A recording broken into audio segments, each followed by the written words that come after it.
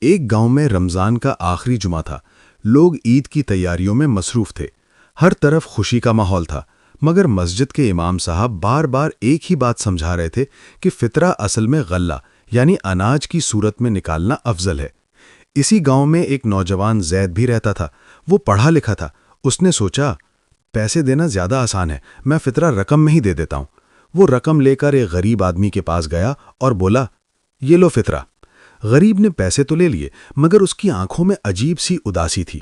زید نے پوچھا، آپ خوش نہیں لگ رہے؟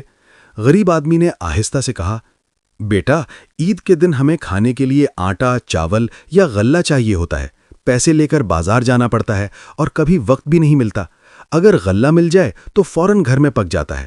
بچوں کے چہرے خوشی سے کھل اٹھتے ہیں۔ یہ سن کر زید کو احساس ہوا کہ وہ صرف آسانی دیکھ رہا تھا، ضرورت نہیں۔